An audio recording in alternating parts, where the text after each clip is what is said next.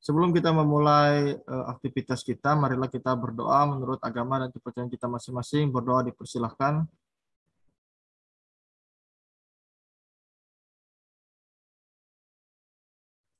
Berdoa selesai. Baiklah, kita akan langsung masuk ke materi kita. Bapak akan tampilkan materi kita. Kita sudah belajar kemarin yaitu menggambar. Namun sampai sekarang baru 4 orang yang baru mengumpulkan tugas, tidak apa-apa. Jadi ada 3 materi yang Bapak lewatkan, yaitu menggambar sudut, menggambar segitiga, sama UTS Bapak lewatkan. Langsung kita masuk ke kompetensi 3.3, menerapkan langkah-langkah menggambar huruf, angka, simbol, estetika, gambar teknik, geologi pertambangan. Nah, namun untuk sampai ke situ, kita harus paham dulu ilmu dasar dari menggambar, yaitu kartografi dasar. Nah, kenapa kita lari ke kartografi? Karena kita jurusan geologi tambang, jadi nanti larinya ke peta. Makanya Bapak ajarkan kalian kartografi dasar. Nah, jadi materi kita hari ini adalah kartografi dasar nih tanggal 8.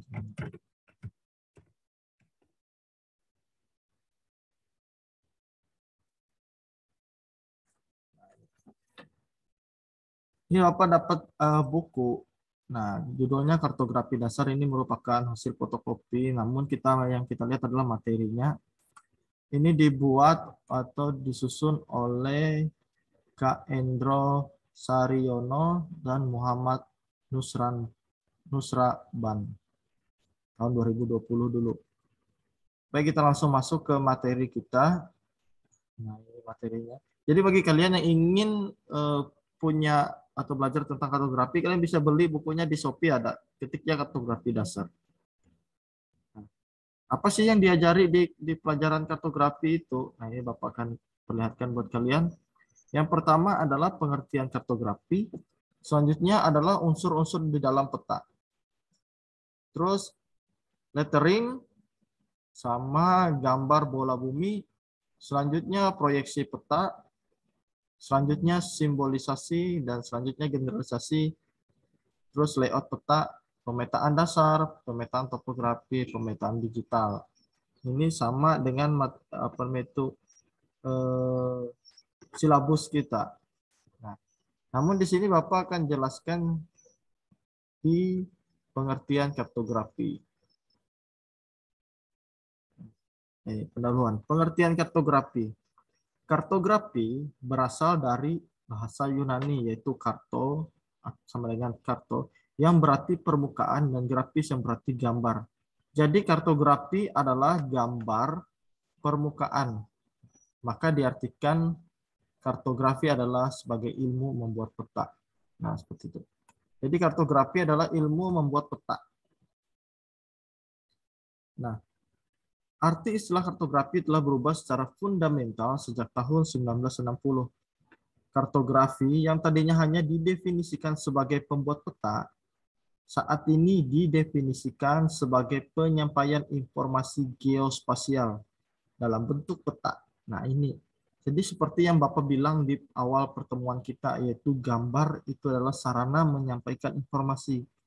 Jadi peta juga punya definisi yang sama, yaitu menyampaikan informasi. Namun ini adalah informasi yang disampaikan adalah informasi geospasial.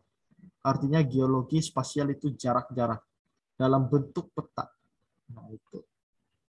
Jadi anak GP itu harus bisa membaca peta. Kalau tidak bisa membuatnya, minimal dia bisa membaca peta.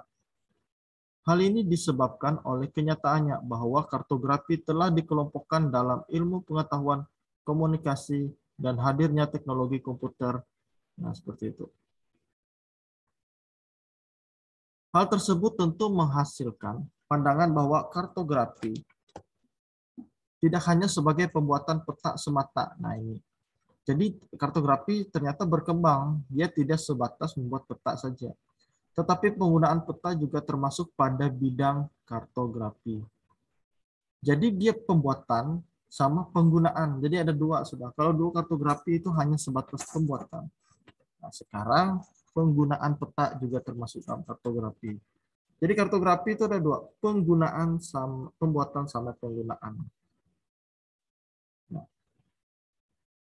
Nah, Dan benar, hanya dengan menelaah penggunaan peta dan pengolahan informasi yang dipetakan oleh pengguna memungkinkan untuk mengecek apakah informasi di dalam peta dipresentasikan dengan cara yang terbaik. Nah, seperti itu. Ini ada pandangan, menurut Aryono Prihadito, kartografi adalah ilmu yang mempelajari peta. Nah, ilmu yang mempelajari peta. Dimulai dari pengumpulan data di lapangan, itu langkahnya. Pengumpulan data di lapangan, pengolahan data, simbolisasi, penggambaran, analisa peta, serta interpretasi peta. Nah, jadi itu adalah ilmunya. Jadi ilmunya adalah pengumpulan data di lapangan. Nah, ini kelas 2 kalian belajar cara mengumpul data di lapangan. Pengolahan datanya juga di kelas 2. Simbolisasi mungkin kalian di kelas 1 belajar simbolisasi sama penggambaran peta-peta standar. Dapat dikatakan kartografi merupakan ilmu seni dan teknik membuat peta. Nah, ini. Sedangkan kartografer adalah orang yang membuat peta. Nah, ini. Jadi kartografi ilmunya, kartografer adalah orangnya.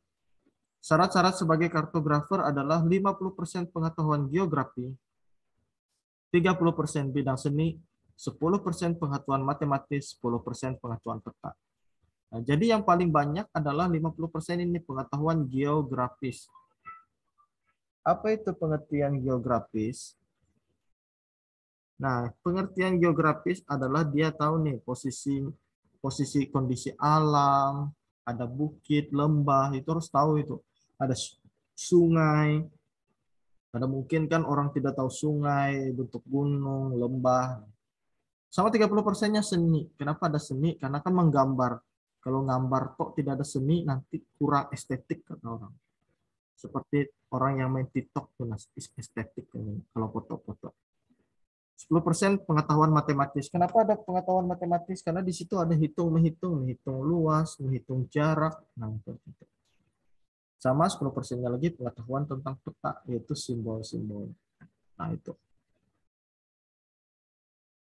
Ruang lingkup kartografi. Tujuan dari kartografi adalah mengumpulkan dan menganalisa data dari lapangan yang berupa unsur-unsur permukaan bumi. Nah, inilah tujuannya, dan menyajikan unsur-unsur tersebut secara grafis dengan skala tertentu sehingga unsur-unsur tersebut dapat terlihat jelas, mudah dimengerti dan dipahami. Oleh karena itu, ruang lingkup kartografi meliputi proses sebagai berikut. Nah, ini prosesnya. Jadi Bapak ulangi lagi, kartografi adalah mengumpulkan dan menganalisa data. Jadi dia dikumpulkan dan dianalisa dari lapangan. Intinya itu dari lapangan yang berupa unsur-unsur permukaan bumi. Jadi unsur-unsur permukaan bumi itu dikumpulkan datanya dan dianalisa. Ini ruang lingkupnya, ini proses kartografi memang kurang terlihat jelas. Jadi data lapangan masuk ke pengambilan data. Setelah diambil data, pengolahan data. Pengolahan data, terus ini simbolisasi, terus penggambaran. Penggambaran, terus diproduksi lah. Nah, ini Bapak kurang jelas gambarnya. Ini juga gambarnya kurang jelas, karena ini hasil fotokopi kayaknya. Kita lanjut ke pengertian peta. Nah, tadi kartografi, sekarang ini peta. Peta merupakan penyajian grafis dari bentuk ruang dan hubungan keruangan antara berbagai perwujudan yang diwakili. Maksudnya apa nih?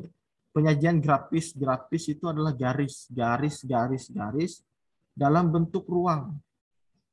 Ruang itu artinya ini ruang 2 dimensi. Dan hubungannya dengan keruangan antar berbagai perwujudan yang diwakili. Perwujudan yang diwakili adalah lahan-lahan. Misalnya nih lahan tambak, lahan pertanian, dia mewakili itu. Jadi ruang-ruang yang diwakili adalah ruang-ruang bidang atau lahan. Menurut ICA, International Cartography Association, peta adalah gambaran konvensional yang dibuat dengan menggunakan elemen-elemen yang ada di permukaan bumi dan gejala yang ada hubungannya dengan elemen-elemen tersebut. Nah, jadi inilah UPI, jangan coret-coret UPI. Nah, ya apa UPI ini coret-coret? Nah, terus kita lanjut. Menurut Erwin Rice tahun 1948, peta adalah gambaran konvensional dari permukaan bumi. Nah, konvensional dari permukaan bumi. Seperti kenampakan oleh kita tegak lurus di atasnya dan ditambah huruf-huruf dan angka-angka sebagai informasi. Contoh nih, Bapak gambar nih, gambar peta sederhana misalnya. Ini gambar peta, ini misalnya peta, ini suatu pulau misalnya. Nah, ini pulau, pulau entah berantah kita tahu pulau apa, ini juga pulau misalnya. Nah, kita tidak tahu nih informasi apa dalam pulau ini, nama pulaunya apa-apa yang di situ tidak ada. Tapi ketika kita kasih simbol, nah, misalnya Bapak kasih simbol nih warna merah. Ini simbol, terus ini ada simbol, ini simbol, ini simbol. Nah, simbol ini Bapak kasih keterangan nih. Nah, ini keterangannya desa. Desa. Nah, gitu. Jadi kita tahu ini pulau, berarti ini titik-titik desa seperti itu. Ini contoh dari peta yang paling dasar. Nah, jadi dia ditambah huruf-huruf dan angka sebagai informasi. Nah, ada huruf-huruf dan angka, misalnya nih, ada huruf nih desa, ini namanya desa A, ini desa B, nah, ini desa C, ini desa D. Nah, seperti ini. Jadi kita tahu, oh ini desa A, ini desa B, gitu. Nah,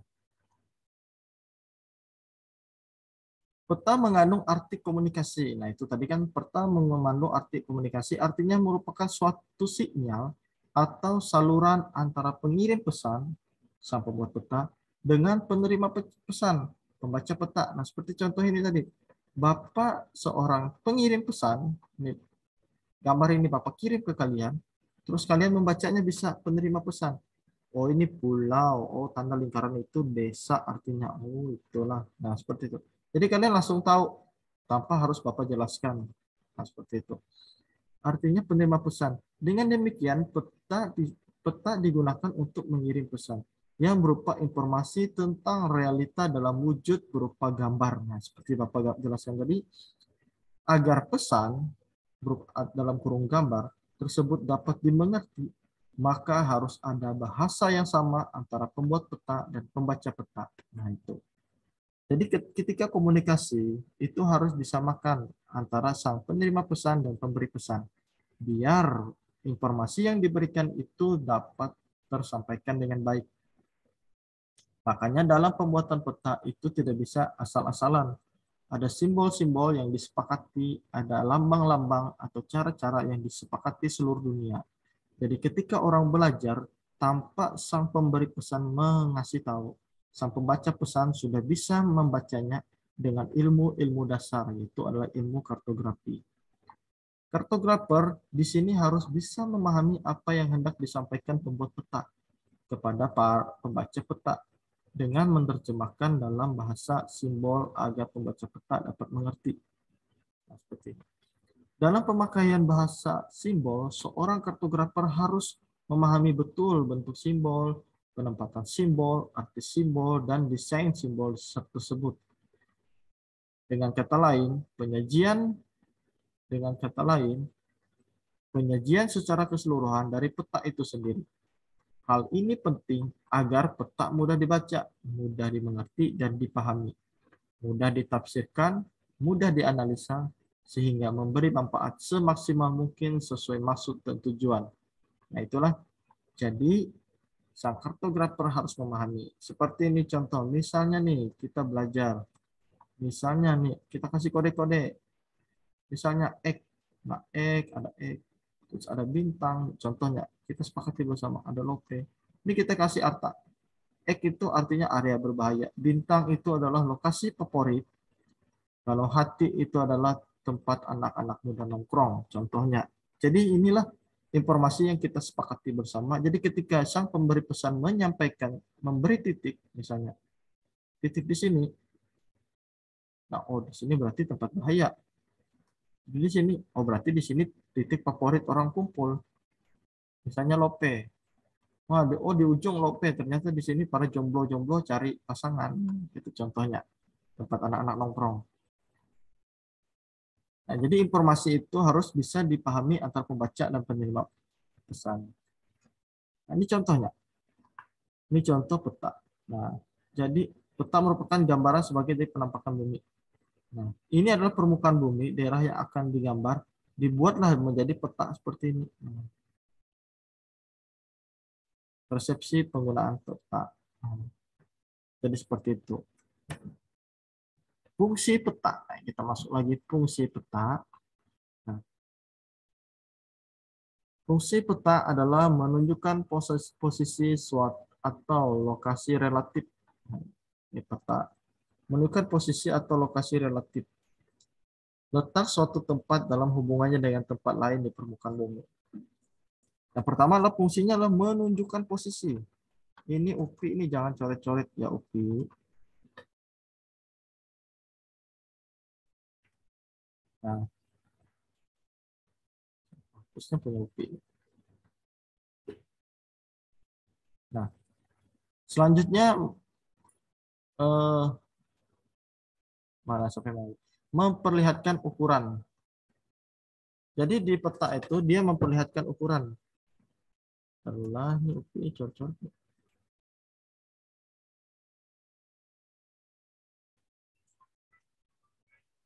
Selanjutnya memperlihatkan bentuk. Nah, itulah. Jadi dia sang peta itu dia memperlihatkan ukuran, memperlihatkan bentuk, sama mengumpulkan dan menyeleksi data-data dari satu daerah dan menyajikan dalam suatu peta. Dalam hal ini dipakai simbol-simbol sebagai wakil dari data-data tersebut, di mana kartografer menganggap simbol tersebut dapat dimengerti pengguna peta. Nah, itu fungsinya yang Bapak jelaskan.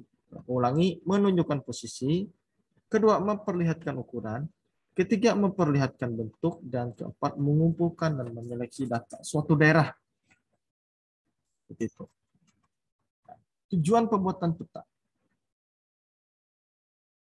Tujuan pembuatan. Coba Bapak cari. Oh ya, Bapak lupa. Sambil absen ya. Absen ya.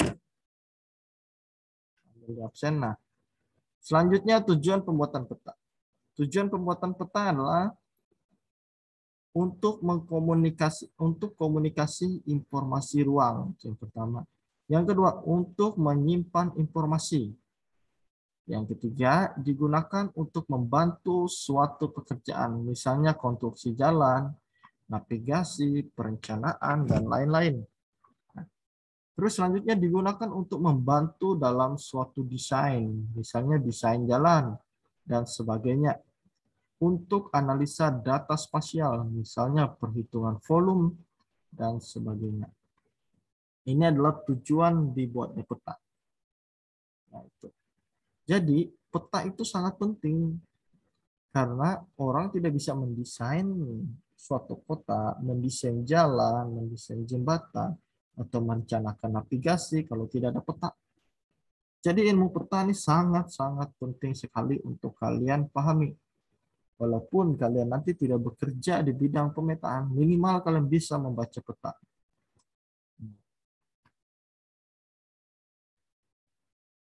Selanjutnya, analisa peta.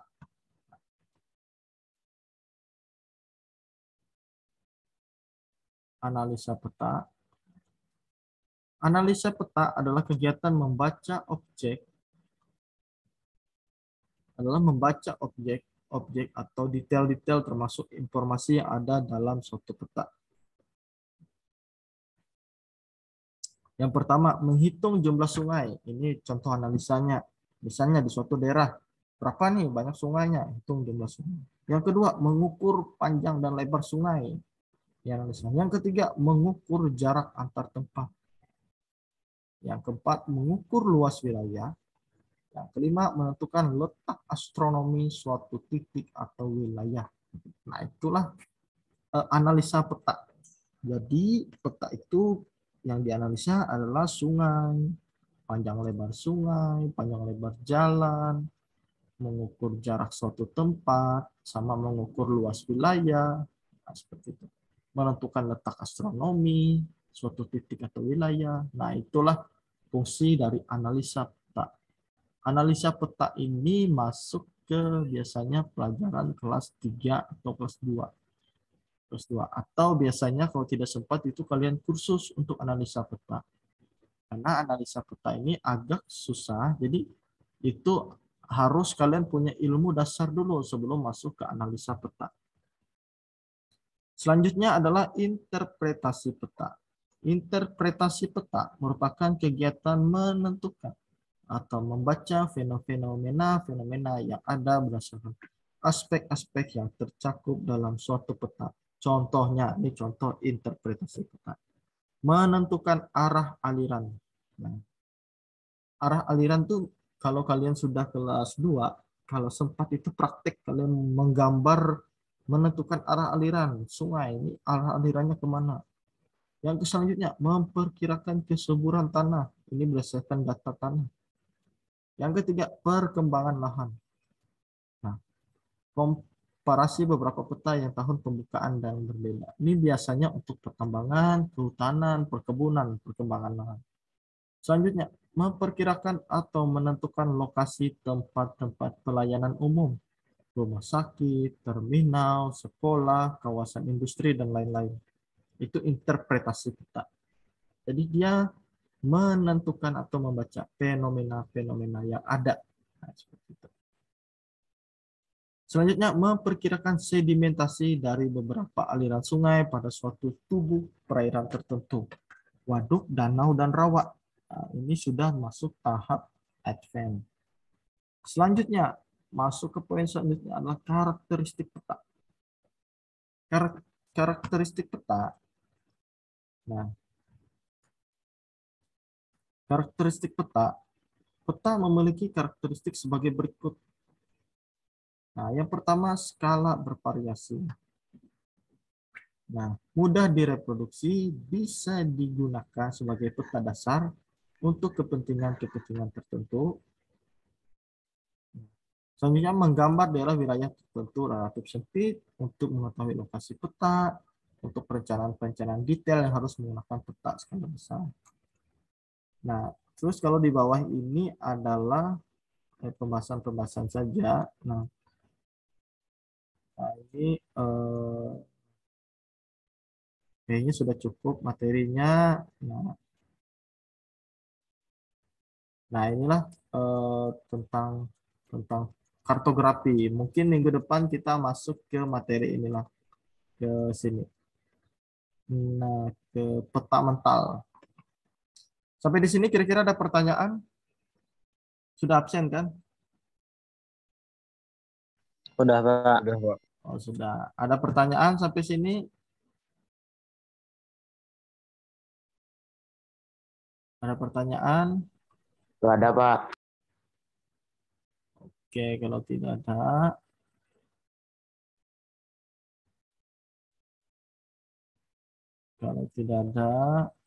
Bapak screenshot dulu lah. Coba aktifkan kamera kalian.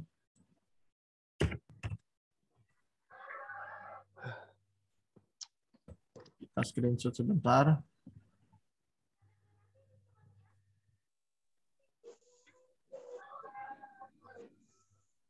Sudah? Siap. Satu, dua, tiga. Oke, thank you. Kalau tidak ada pertanyaan, Bapak rasa cukup. Bapak rasa cukup untuk materi kita hari ini. Kita sambung minggu depan. Minggu depan di materi yang sama tentang kartografi. Kita melanjutkan materi kita. Dan jangan lupa video materi kita hari ini Bapak rekam dan masuk ke channel YouTube Bapak. Nanti Bapak kirim linknya, tolong di subscribe dan ditonton. Ada video-video di situ, materi-materi punya kakak kelas kalian. Semoga bermanfaat di situ. Sampaikan juga ke kawan-kawan kalian. Kalau tidak ada lagi, Bapak akhiri pertemuan kita. Sampai jumpa lagi minggu depan. Jangan lupa like, comment, and subscribe.